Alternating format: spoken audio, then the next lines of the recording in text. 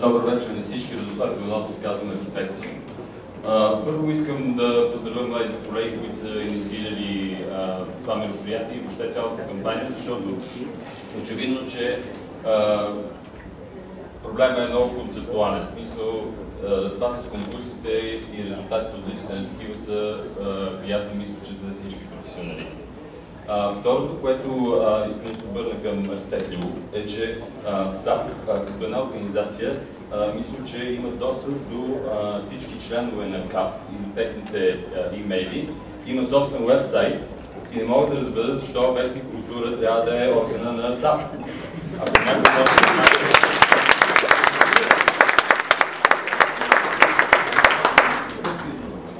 В смисъл, че вашия отговор и вашата декларация може да публикувате на тези медии, а не на вестник култура, която...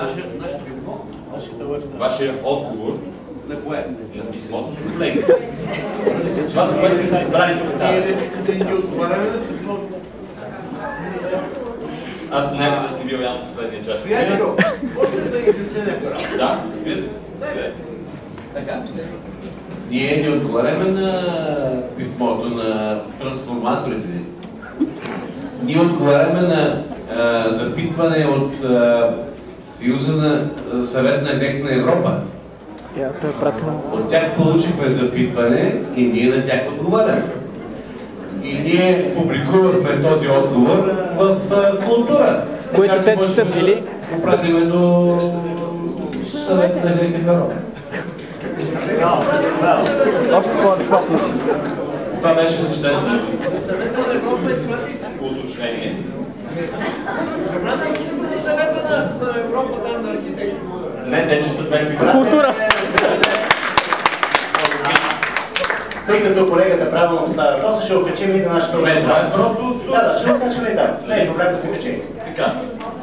Другото, което искам да кажа, че така, според мен цялата дискусия пак отиде на откриване на топлата вода, защото не мисля, че това е първия музей в света, който ще се строи, който ще се проектира и защо ние трябва да измислим някаква уникална схема, по която това да се случи.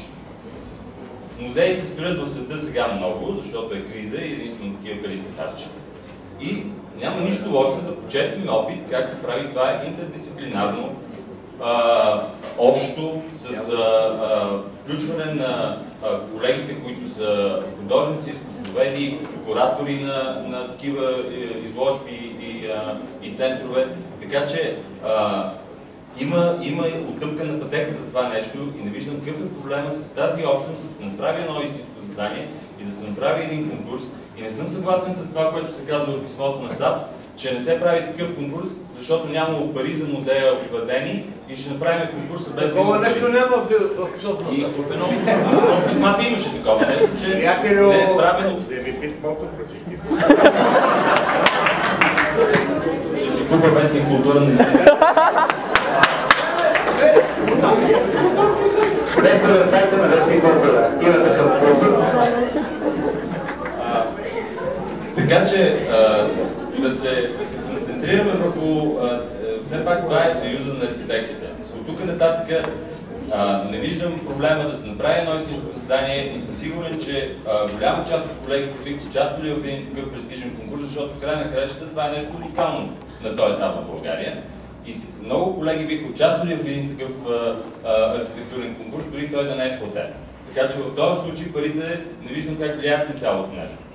Да не говорим, че за немалко конкурси от този вид, това колко ще струва проекта е немалка част от това каква тежест той ще има накрая при награждаването. Тоест това може да е просто част от заданието и тогава да е ясно дали трябва да се търсят милиони 100 хиляди, както има в момента, или 10 милиона и 10 хиляди. В смисъл не е ясно на този етап. Тоест не може да пришием на балкона към гонща. Това за пореден път не знам как какво трябва да си говорим, за да се убедим от това. Това е.